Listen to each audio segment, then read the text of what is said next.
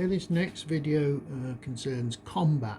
Now this is deceptively complicated. In fact, I was quite amazed as a game with such a small rule set has such a complicated combat system. Anyway, I'll see if I can get it into one video. All defending units in a hex must be attacked as one combined defense strength. You needn't declare all your attacks beforehand, and you can resolve them in any order you like, but you must complete each attack. That includes retreat and advance after combat before you start another one. Now this is an interesting one. Attacking restriction. Ground units must be from the same division, brigade or attached to it. Units in a defending stat do not have that requirement. Now, as I mentioned in my previous video, that when you, in terms of supply, a division can attach up to 3 other units to it. And to be quite honest,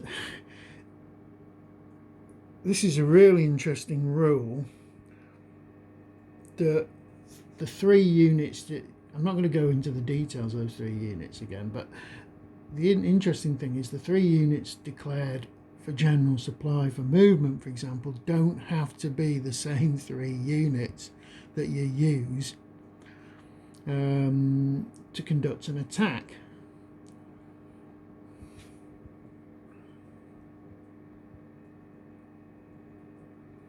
Now, in terms of multi-hex combat, an enemy occupied hex may be attacked in one combat by as many units as the attacker can bring to bear from the surrounding hexes, though no single attack may attack more than one hex. Pretty basic stuff. No single attacking unit may divide its strength between attacks to different hexes, but units in the same hex could attack different hexes, so that's all standard stuff. Normally attacking is voluntary, but there's a couple of situations where it's mandatory. If a unit or stack is in the open, in farmland or flooded marsh hex and adjacent to enemy units in its own combat phase, it must attack them.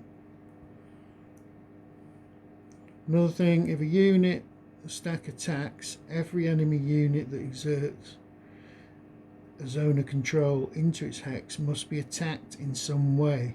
This applies even at night or heavy rain and storm. Now, artillery or naval fire does satisfy a mandatory attack against a hex. So, for example, if you were attacking an enemy unit in one hex, but then another enemy unit in an adjacent hex had a zone of control into your attacking hex, you're going to have to attack it in some way. Now, you either have to attack it from another hex, or you could attack it through using like air or naval attack, or even artillery. We do the same, so it's a bit like a soaking attack, if you've ever seen that term used in other games.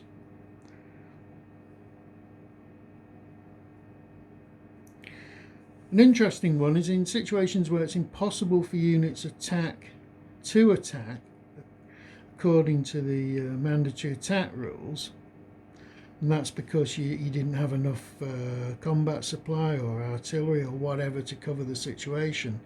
Then the units that should have attacked must retreat one hex, and they're retreated via the opposing player. He picks where they retreat to. There are exceptions to all mandatory attacks. Units that are surrounded by enemy zones of control or impassable terrain.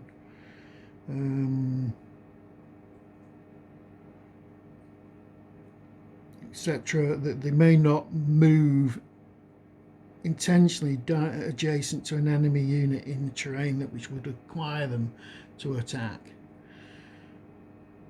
I'll let you digest that one. That's quite a heavy rule, but I can't imagine it being happening very often. Units are never required to attack units across a stream or river, whether it's bridged or not bridged.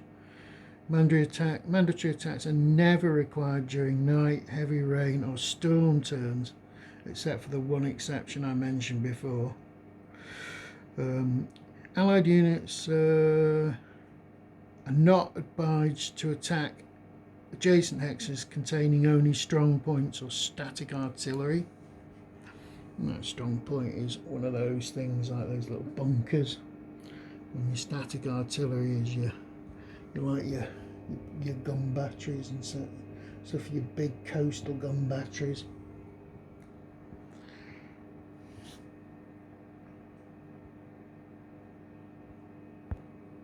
Another thing about gun batteries and strong points, they're not required to attack, even if they're in a hex with units that must conduct a mandatory attack. The combat process is the attacker declares an attack and identifies the attacking units and the defending hex. You determine if the attacking units are in general supply. I'll refer you to the video specifically on general supply. Allied units must spend combat supply if desired, and they must check for combat supply. I'll refer you to the video on combat supply. Attacker declares ground support, naval gunfire and artillery support if available. Defenders roll for AA fire if applicable. AA fire are certain types of units that have blue attack factors. I'm just seeing if I could see one on the map. Let's have a very quick look at the Germans over here. There's one. There's a flat unit there. You see that one with the 2 in the blue circle.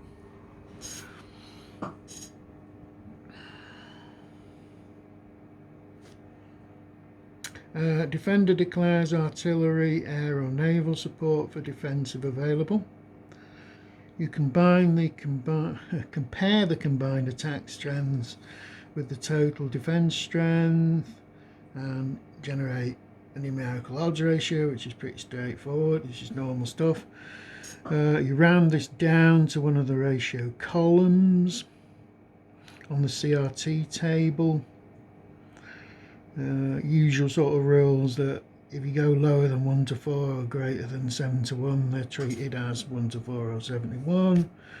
Determine all your die roll modifiers. These are positive and negative modifiers, which we'll go into in a minute. But you can't go above -3 or +3. Attacker rolls a d10 and cross-references the result on the appropriate column of the CRT table, applying the appropriate DRMs to the roll. Treat all modified zeros less than 0 as 0 and all modified rolls greater than 12 as 12. You've also got, if a combat attacker is eligible for its combined arms plus DRM, you can choose to apply it. Now that's a weird one as well, because it's an optional rule that you don't have to apply your combined arms. I'm not sure why you wouldn't, but anyway. Apply the result immediately, defender first, including any retreats, and then advance after combat results. Okay, as I've mentioned, you can be using, well, so long as the units that are in combat supply, artillery, naval units and air units can be added directly to the total attack or defence strength. Only one, scrap that for air, it says specifically artillery and navy. One artillery unit or one naval unit may be committed for every battalion, full strength or reduced, used in attack. You can count company size units or HQs as a reduced battalion, but a single company or HQ may use one artillery unit only.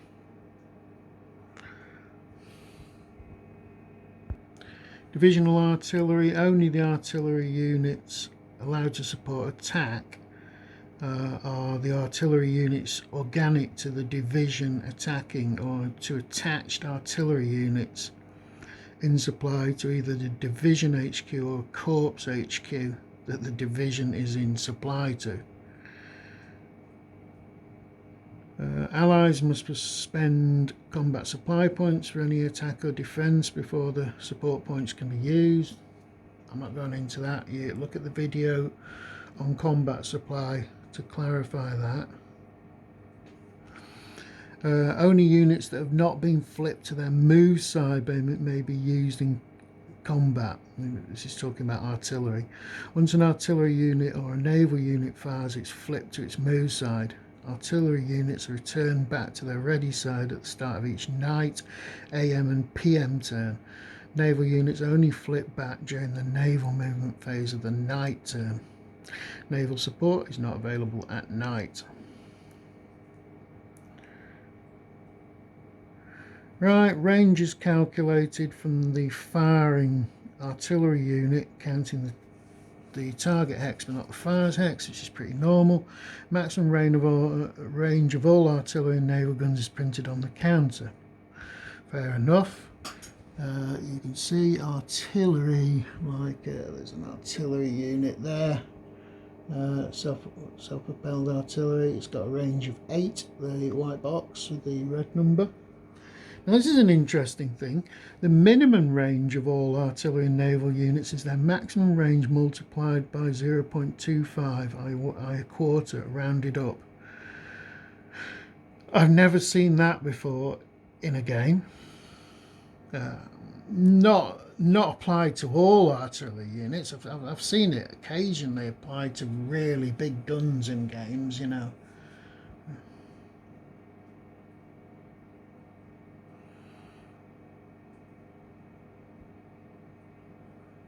There's a little exception for German Nebelwerfer units. Its strength are always halved when firing in defensive support. Assume it's because they're so inaccurate that it's a bit dangerous to fire them effectively as defence. I'm not entirely sure. This is another interesting one. Defensive artillery support only requires that units be in general supply, not in combat supply.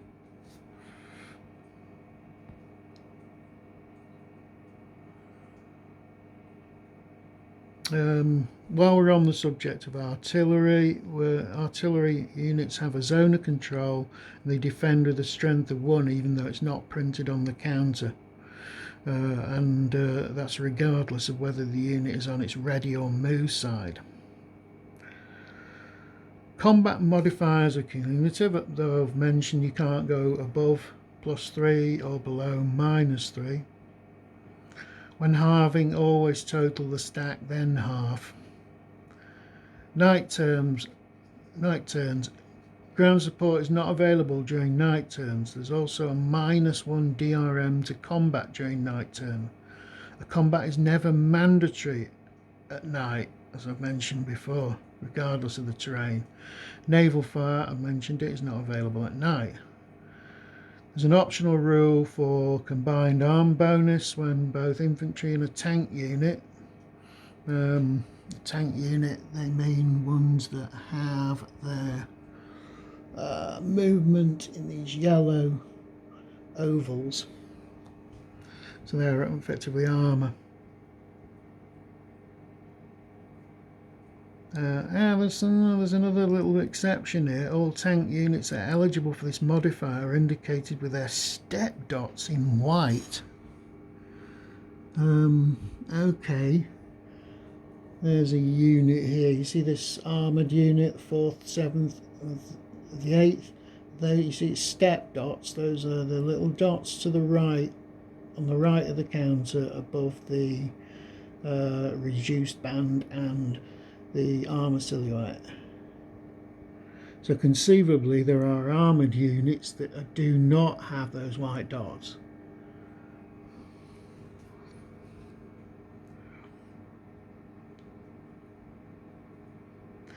The defender can negate this modifier if they have a tank, anti-tank gun or a heavy flak unit in the defending hex. Now that's interesting. Yeah, you probably have to confirm that on the unit charts at the start of the manual. Right, then this is the good one, which I've mentioned. The use of the modifier is optional and can be selected for use after the die roll. That's really interesting.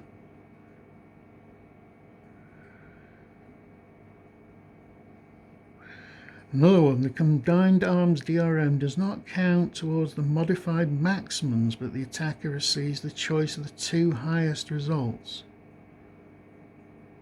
I'm not even sure I understand that.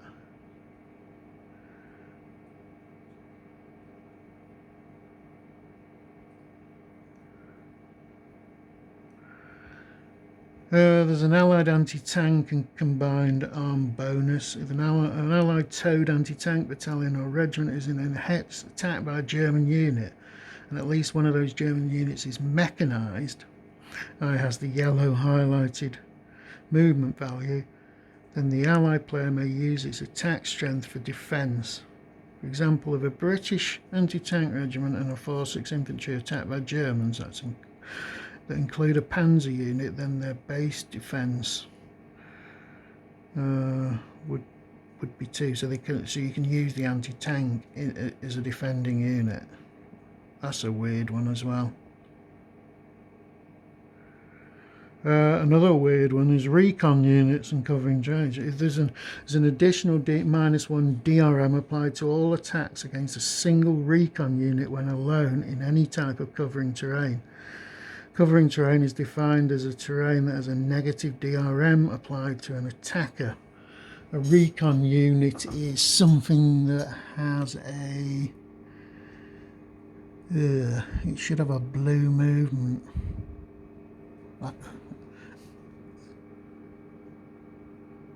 There's one there. That's a recon unit with its movement in blue. That's obviously to simulate the fact that recon units are trained to keep out of combat if possible, so it reduces their losses because they're stealthy and nimble and agile.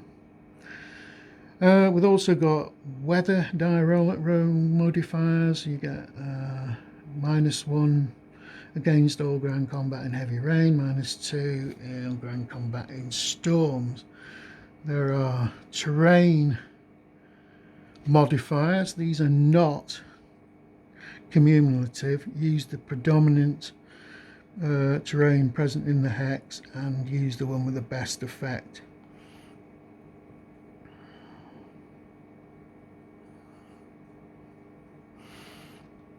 There's an interesting one here. Villages, towns and points of interest are cumulative with underlying terrain, but the cumulative effect is capped at -3. I'd really have to look at that one in detail.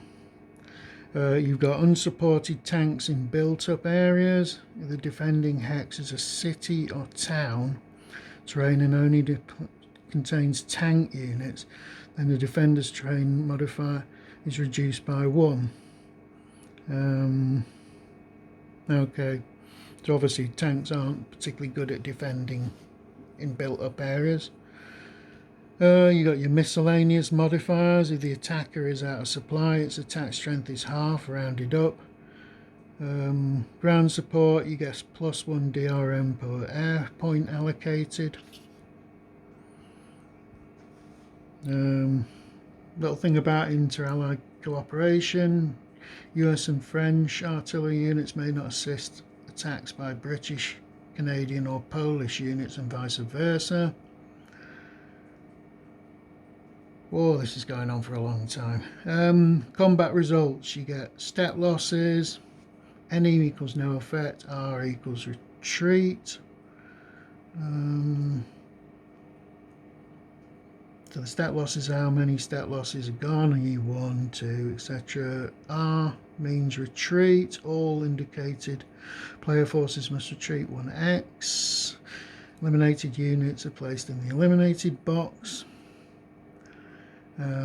Stat losses.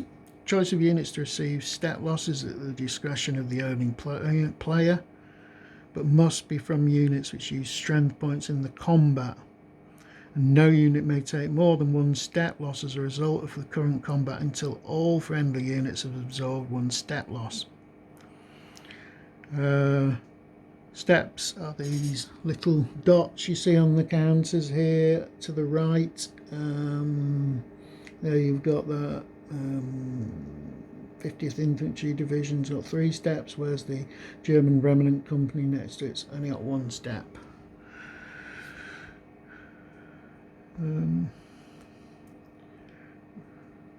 Retreats. A unit of stat must always retreat 1 hex towards the nearest friendly supply source. If 2 or more are equally distant, then the owning player may choose. No unit may retreat off the map or through enemy occupied hexes. Units that stack together during combat may retreat to different hexes so long as other retreat requirements are met. If they retreat into a hex that is attacked later in the same phase, they do not add to the defense of the hex, but they remain in the hex of the original units must retreat. Whew, that's interesting. Terrain. A unit may never retreat into or through terrain that it may not enter during the normal movement. Enemy zones of control. Units forced to retreat into an enemy zone of control suffer an additional stat loss.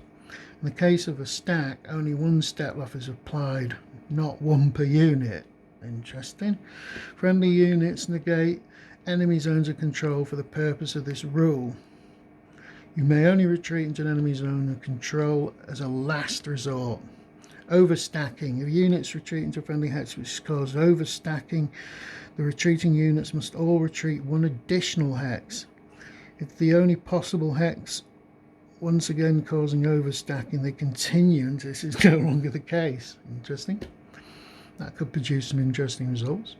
Strong points and entrenchments. Units in a hex containing either of these may ignore a retreat by taking an additional stat loss. Interesting. Fairly standard. Attacker retreats. Attacking units, not defending units, may choose not to retreat at the owning player's discretion. If they so choose, it must suffer an additional stat loss. This stat loss can come from any unit or stat that participated in the attack. Units that cannot meet above the requirements for retreat are eliminated instead. Okay, that's fair enough.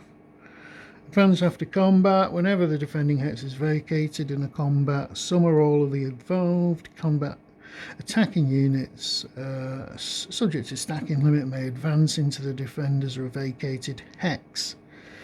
This is true even the attack advance is made from a hex in an enemy zone of control directly into another enemy zone of control. The hex advanced into must be the hex abandoned by the defender. Fair enough. Advances are not mandatory, but the decision must be made immediately before the next combat resolution process is begun or phase is completed. Advancing does not cost movement points. Some may advance while others do not. Artillery towed anti-tank guns and defender units may never advance after combat. Okay. Terrain effects and advance after combat. Blockage. If the attack was into blockage, the attacker may only advance units if all defenders were eliminated by stat losses from the CRT. Prohibited hexes. A unit may never advance after combat into or through terrain that may not be entered during normal movement. Wow, that is a hell of a lot of rules to get your head around, and I am never going to remember all of that. I'm just going to have to refer to it. I'd imagine that in most games 95% of the combats are pretty obvious what you have to do, but a few of them are going to be really funny. Okay, that's it. This is going to be the last of my videos before we start playing. And what I'll do now, any tutorial videos that are needed, I will pick up as we are playing the game. For example, there's going to be some Allied airdrops on the 7th of June. I'll discuss parachutes and airdrops when we get to that sort of thing, so it's going to work like that from now on.